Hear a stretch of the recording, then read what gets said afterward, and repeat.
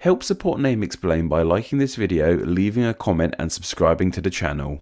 Sometimes on our planet, names crop up in the most unexpected of places. Imagine being a Yorkshireman of the past, traversing the rough and large Atlantic Ocean in hopes of starting a new life in the new world, only to be greeted by a settlement with the exact same name as your hometown. Or even more extreme, imagine being a Dutchman traversing the world, in a quest to reach one of the southernmost nations on our planet, only to find it has the exact same name as a region of the Netherlands. New York and New Zealand are names we have delved into in the past, and they could be called a lot of things. To me, these names are fun, interesting, and pretty darn profitable. However, a more cynical person might brandish different words onto these names: odd, boring, unimaginative, and even misleading. And it's this last word of misleading that best fits the kind of names we're investigating today. Many places on our globe have been given names that could be branded as misleading. We always hoped that a place in the world would have a fitting name, and sometimes this really is the case. The Netherlands means the lowlands, and the nation is very flat and low. Salt Lake City in the USA is very much near the Great Salt Lake, and Portsmouth in the UK has a port. Perhaps some people want all names to be this literal and fitting, and while it's cool how accurate these names are, they're pretty boring and don't always have the funnest of stories. Don't even get me started on Australia. I'd probably be out of a job if everyone had names this fitting, so it's good to celebrate the odd and misleading sometimes. And trust me, once you've heard some of these, New York and New Zealand won't seem that misleading at all.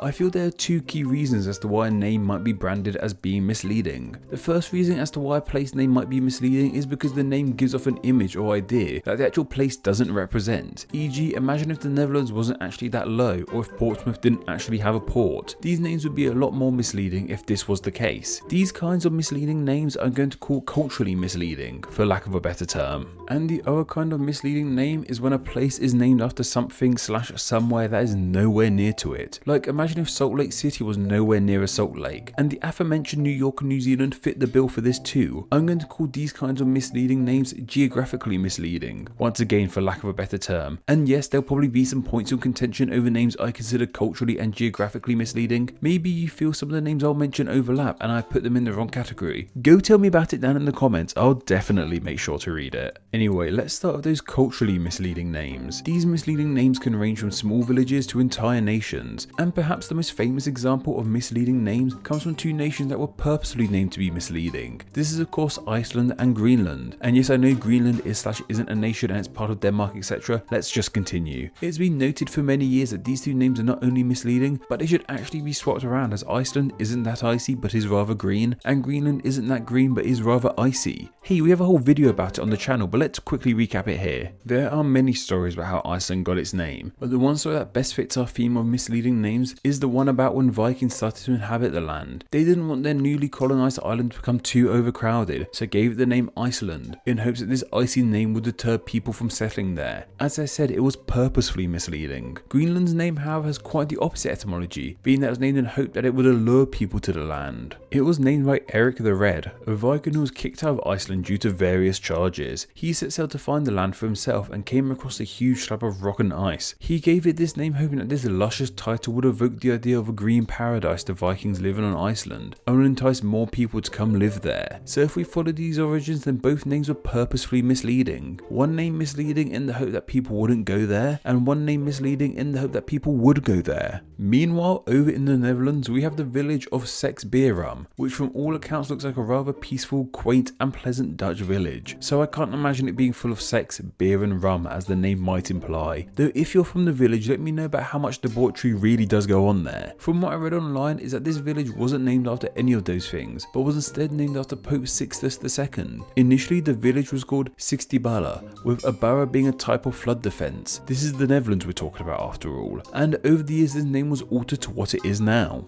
Next up in the United Kingdom, we have Lizard Point, which is an area of natural beauty and is the southernmost point of the island of Great Britain. And while it certainly is a very nice part of the nation, I don't think there are many lizards there. In fact, while we do have reptiles across the UK, they aren't the most commonplace at all. So what's up with the name Lizard Point? Well, apparently it comes from the Cornish language words liz, meaning place, and ar, meaning high. So it would mean high place in reference to the cliffs. And over the years, these two Cornish words were interpreted as the one English word lizard.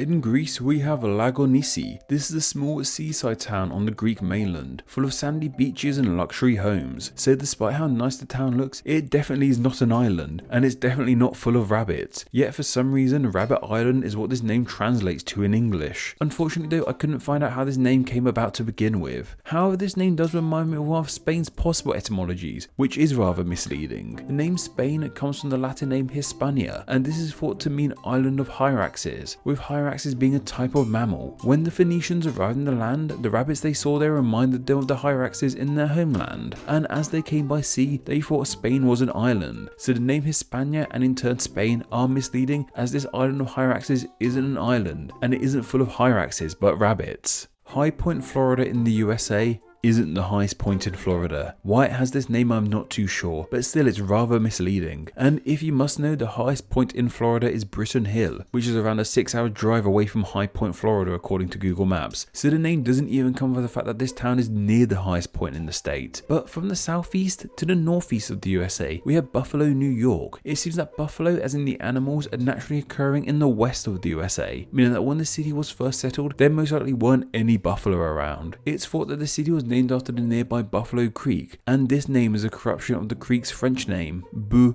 Fleuve, meaning beautiful river. Next up, we have two places which have names that may make you think they are home to certain celebrities. These are the Turkish city of Batman and the Japanese city of Obama. Unfortunately, Bruce Wayne doesn't live in the Turkish city, and the 44th US President Barack Obama doesn't live in the Japanese city. The Turkish city of Batman is believed to either come from the ancient Turkish unit of measurement called a Batman, or it's a corruption of the nearby mountain called Bati Raman, while the Japanese city's name means little beach. Still, they seemingly have run with it being named after the president. In Paris, we have a bridge by the name of Pont Neuf, which means new bridge, and surprise surprise, not only is this bridge actually quite old, it's the oldest bridge across the River Seine. Of course, it was once new and was probably named this as it was the first to cross the river in the city, but like many things that were named new, this name has aged poorly over time. The only thing strange than being called a new place is being called No Place, which is the fate of a small village in the United Kingdom. The name of No Place is pretty darn misleading because it is in fact a place. We aren't sure how this village ended up with the name No Place, but the main idea is that it was a shortening of either North Place and Near Place, which make some sense as it is in northern England and it's near other settlements. Either way, this odd misleading name has been left on the village. And then we have places with geographically misleading names. We won't be going into as much detail on these, as by and large they're usually named in ode of the initial places, though this does leave us with some pretty misleading names that you don't normally link with the parts of the world they're in. Like the small village in the south of the Netherlands called America, named after the New World, and there's also a village in the Netherlands called Zurich, sharing its name with the Swiss city. Germany is home to Californian and Brazilian, named after the US state of California and the nation of Brazil, though perhaps the strangest of all these is the fact that part of Helsinki, the capital of Finland, is named after Arabia, though this is due to the Finnish ceramics company called Arabia having a factory in this area, not because of their love of Aladdin, Sinbad, or any of the other 999 Arabian Nights. There's also a district of Moscow called Airport that doesn't have an airport. It was once there, but when it moved, the name didn't move with it. And there's a place in Slovenia called More, meaning the sea, which is pretty much as far away from the sliver of coast Slovenia has as it could be. And here in the UK, we have Leeds Castle, which is in Kent, roughly 230 miles away from the city of Leeds. However, it is close to a small village also called Leeds, so maybe not as odd as we thought. Though, why is this village called Leeds? That's just as misleading. While these names I just covered are all in Europe, one nation in particular takes the cake for having places named after places in other parts of the world: the United States of America. There's literally a whole Wikipedia list of US places named after non-US places. There's the obvious inspirations that make sense with the USA's history, places named after places in the UK, Ireland, France, Spain, the Netherlands. However, names from more unexpected parts of the world show up in the US too. There's Copenhagen, New York, named after the capital of Denmark, Quito, Tennessee, named after Ecuador's capital, Pekin, Illinois, named after the former name of the capital of China, Tangier, Virginia, named after the city of Morocco, and there's even Baghdad, Arizona, named after the capital of Iraq. There's names from pretty much every corner of the globe in the USA, all of which are rather misleading. Misleading place names were suggested by Sebastian suggestion, and thanks to their suggestion, they will now be honoured as Name Explained's patron saint of misleading place names. Do you have a good idea for somewhere that's name could be covered in a Name Explained video? If so, then please consider donating on Patreon. Just $1 a month helps keep the channel running and earns you a weekly chance to suggest somewhere to be turned into a video, and you too could be a Name Explained Patreon saint.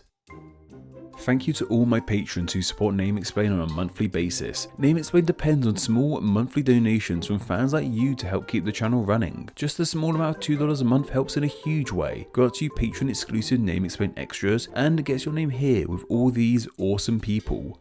Thank you. Hello all, thank you so much for reaching the end of the video. Check out another video and subscribe to stay in the loop on all things Name Explained. You can follow myself on Twitter at NameExplainedYT. Follow me there and tweet the name Samantha at me so I know you came from this message. Anyway, I hope you enjoyed this video, and once again, thank you all so much.